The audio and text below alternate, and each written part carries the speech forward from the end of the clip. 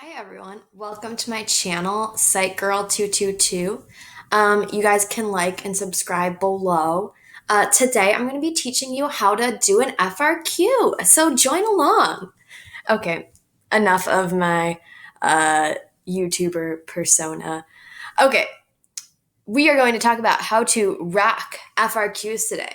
And you guys already know how to do this, but with our kind of crazy circumstances of things being online and things being open note, I still wanted to go over some best practices of how you can be successful in the online FRQ format and some things that we really need to emphasize due to it being open note.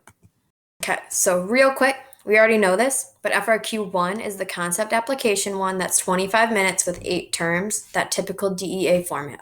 FRQ2 is research methods, and that one is 15 minutes with 6 terms. General considerations for both of these is you need to be writing in full sentences for both FRQs. Bullet points don't fly, and readers will be not happy with that. So even if it's just the research methods one, you need to be answering in full sentences, and they should be their own. Each term should have its own little mini paragraph for it. No fancy intro or conclusion, as we know. Just answer and apply the term. So here's our steps to answering the concept application FRQ when you open it up on exam day. First, before we get started, my old Webkinz username was Capybara Blue. So what I want you guys to do is send me an email with the subject heading Capybara Blue, or just send it to me on Google Hangouts. So Capybara Blue. All right, so let's get started on how to be successful on these. So you open your exam. First thing you're going to do is read the prompt and underline or make note of what it's asking you to do.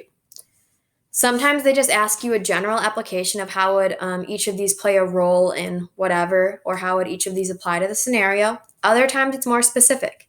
It might say, Part A, how would each of the following terms help blah, blah, blah in this situation? And then Part B, how would each of the following terms hinder blah, blah, blah in this situation? So make sure you're underlining what they're specifically asking you to do. You don't want to be talking about something helping when they're actually asking you to talk about something hindering. And you don't want to make more work for yourself and give examples of a term helping and hindering when it's only asking you for one of those things. Don't make more work for yourself. You're already strapped on time. So once you've done that, then before you get started actually writing, my advice to you to make sure that you are answering all the terms and not accidentally skipping over one is to write out each term on your doc. So you're going to have the prompt up on your computer on the AP website. Then you're going to have your separate doc that you prepared ahead of time. And you are going to go on that doc and then write out each term in order that it appears on the AP exam and leave like 3 sentences or 3 lines of space between them. So here's how it looks. You got your prompt, right? So imagine that this is our old one that we had from our practice. So you have your prompt up here. Go on your doc, type out each term, and then leave a little space between, because this ensures that you're spacing out, because AP likes that to make it organized for when the readers are reading it. And it also ensures that you're answering it in the correct order. And that way you're preventing yourself from accidentally missing one or accidentally answering one for that shouldn't go in that certain order. So very important for you to do this, because you don't want to accidentally miss a term. That's the saddest way to miss out on a point, is just forgetting to do it. So just real quick, put them out, count up to make sure you have 8, and then get started. That way you're making sure you're not going to miss one, and it's good. Then, important, go with what you know first. AP usually only has 7 terms on the concept application question, but this year they have 8 to ensure that people don't have time to cheat. AP knows that you are going to be strapped for time, and they don't expect you all to answer all 8 perfectly. They are prepared that most people are going to really struggle with being able to answer all 8 in the time given. So they have told us multiple times that students can get a 5 even if they didn't answer one term. So what that means is you want to really put all your effort into the terms that you feel confident on, because those are the ones you're most likely to score a point on anyway. So go with what you know first. Take that 30 seconds to look through the terms and then point out which ones you want to answer. So then you can say, okay, prefrontal cortex, I got that, answer it, boom. You don't have to worry about it being out of order because you already lined them up in the correct order. Okay, then I'm going to do amygdala because I know that one, boom, boom. And then let's say you don't know taste aversion. You're like, you leave that one for the last because that's the one you're probably not as likely to score a point on anyway. So if you have time at the end, then you can go back and say, well, I'm going to look back in my notes and then try and figure out how to apply this. So go with what you know first because those are the ones you're most likely to score the points on. Save the ones you're less confident on for last, and then see if you can use that time remaining to get those done. All right, so up first, our first part of the typical kind of DEA format is defining the term. We know that because it's online and open note, definitions don't have the same weight that they used to, but I'm still very much encouraging you to write a definition, and I'm going to tell you why. Because even though any Joe Schmo can write a definition, it still helps you because it can, one, center you and get you kind of prepared and knowing and thinking about what the term is, so your application can be stronger. And then it, two, can still potentially help you if your application's a little bit weak, but you have a solid definition. You're more likely to score the point if you have the definition there and your application's than if you just had an application with no definition. So even though definitions alone don't score, it still could potentially, readers often say, it could potentially be that tipping point if you have an definition, but you have an application, but a good definition, it can kind of tip you over into scoring that point. So definitions are still important, and I'm still very much encouraging you to be defining before you apply the term. It doesn't need to be this fancy, elaborate definition. It could just be something very simple and basic. Like, for example, with the amygdala here, all you need to say is the amygdala regulates emotions like fear and anger. That's it. Just one small sentence to just get your point across. It doesn't need to be this fancy, beautiful, eloquent thing. So next is step 5, and this is apply the term back to the prompt. Notice that I don't have the E and DEA here yet because there's so much going on and we have the extra terms than usual. The E and the DEA is kind of it's a nice thing that shows your understanding and gets you centered, but it's not required. So I'm going to say that it's not required unless you have kind of extra time or you feel like you're doing good on pacing. It could help show your knowledge and, again, maybe tip your point over if your application's a little weak. But the main thing with these FRQs is focus on the application. Application, application, application. So if you think that like the application is just one sentence, kind of the same as like a brief general example or a definition, no, your application needs to be a little bit longer and more specific and thorough than your definition in that general explanation or example. So you need to apply the term back to the prompt because this is the part that actually scores you the point and determines whether you're getting it or not. If you don't have an application, you have nothing.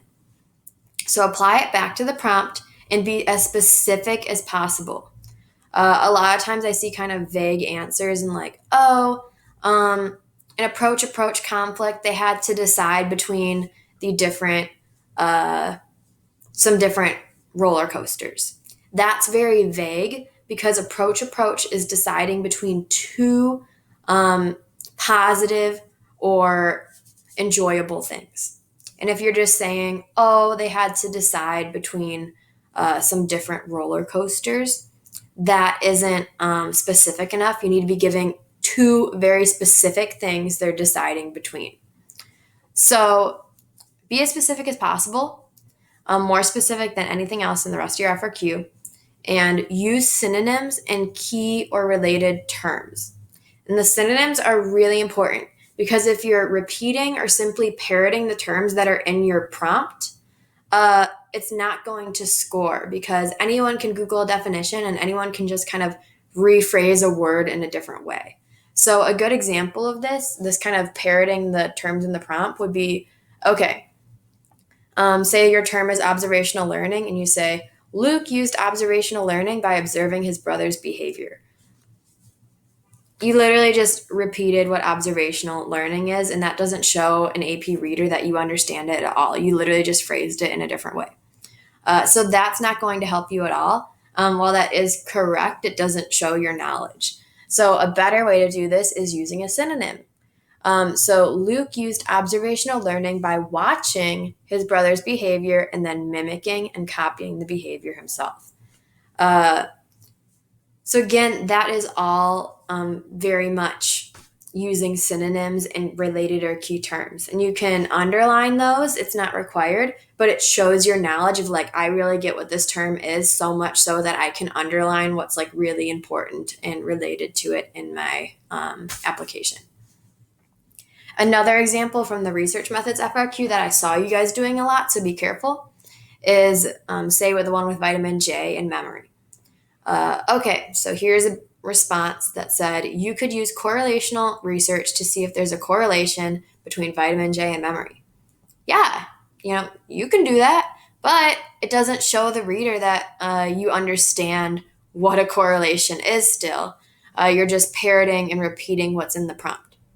So a better way to do this is having your synonym saying you could use correlational research to see if there is a relationship, an association, a connection between vitamin J and memory. So my biggest advice to you with this is, use that related terms little column in your vocab. You want to have related terms, key terms, synonyms in there to show your understanding. And that's another example of being specific. You really want to make sure these applications are specific.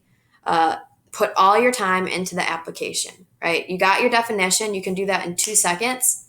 The application is where your time is spent. So if you need to add on an extra sentence or two, that is okay. Obviously, watch your time. But if you want to really, really bring it home, hone in your point, that is cool with me. So here's an example of a good application. So we have the approach conflict is when a person is making a decision between two desirable choices. For example, having to decide between going to Qdoba or Culver's. In this situation, maybe Pervik only had time for one more roller coaster, so he had to choose between riding his favorite roller coaster or the new roller coaster he was excited to ride. Both are enjoyable options, but they unfortunately can only choose one, which is what makes it an approach conflict. So this one, you can see there, you underline your key terms related to approach. You're choosing kind of some synonyms here, saying choosing, enjoyable rather than desirable, right? You're kind of showing your understanding. And they're pretty specific. Instead of saying just, they had to decide between two things they wanted to do, they gave two really specific examples of two different things they had to decide between. Either the roller coaster that's his favorite or the new one that he was excited to ride. And they really bring it home here. They just added that one little extra sentence of saying, both are enjoyable options, but they only could choose one. So really just, boom, I know this. It's that extra little oomph to bring it home and make sure that you're scoring that point and they know what's up. You might not need to say this is what makes an approach conflict. That's a little extra wordiness, but this, they're both enjoyable, but they can only choose one. Just seals the deal, brings it home. And same thing with using synonyms here with the amygdala. So we see amygdala's fear, anger, aggression, and then you're saying, okay, they feel afraid when riding a scary roller coaster. So all these related key terms. Okay, so let's move on now. Whoop. So step 6. This is just if you have extra time, because we know that it's going to be a lot, all right, to do all this in 25 minutes. So these are just good things you can do if you have the extra time and feel comfortable doing these things and you're working at a good pace and you think that, you're on a good track.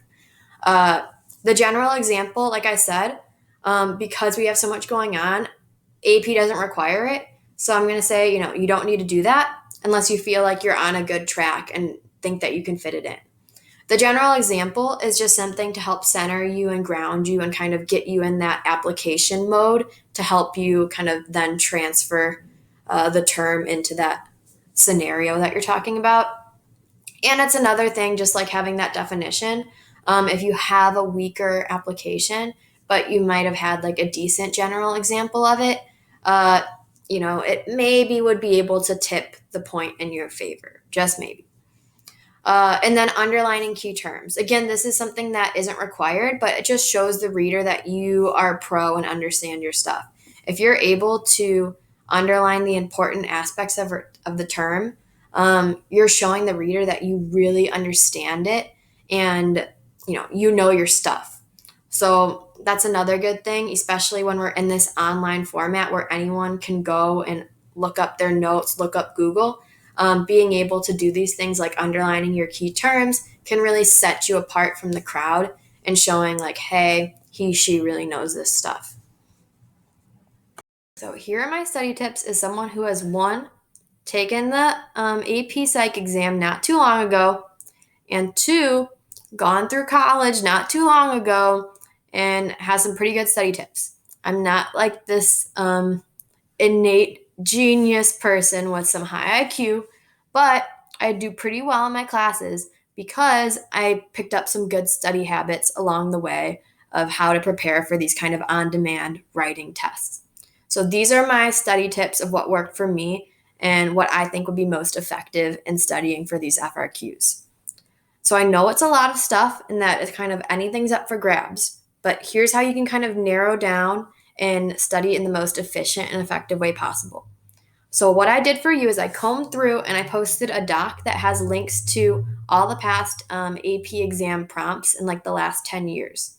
And I included with the prompts the rubrics from AP and student work examples in which they talk about if they scored the points or not and gave their score and an explanation why.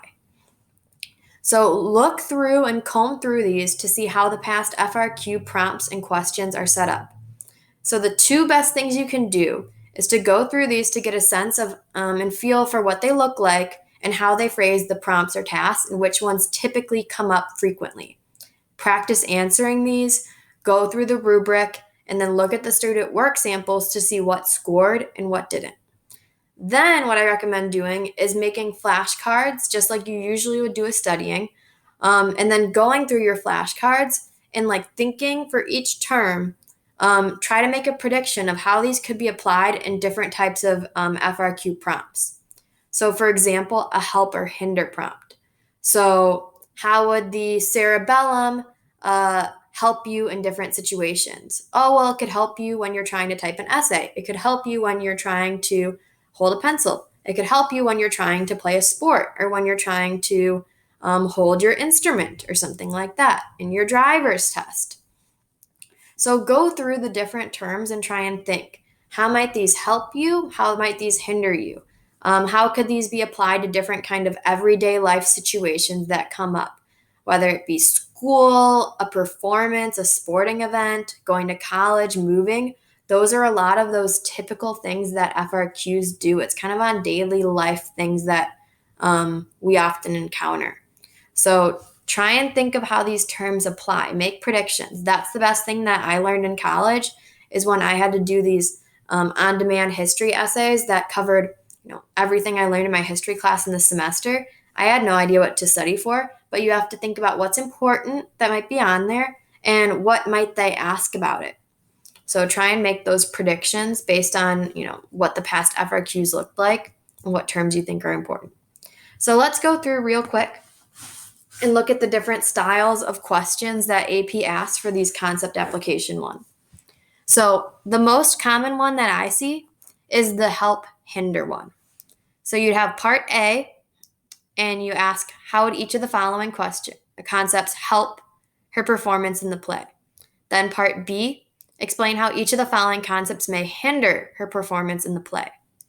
This also showcases the importance of laying out your terms ahead of time and ordering them in the correct order. So that way, you're not accidentally putting context-dependent memory as a hinder rather than a help. So it's important to lay these out in that correct order. Here's another one. This is my AP exam from 2014. I think I enjoyed this prompt. I liked talking about the different parenting styles.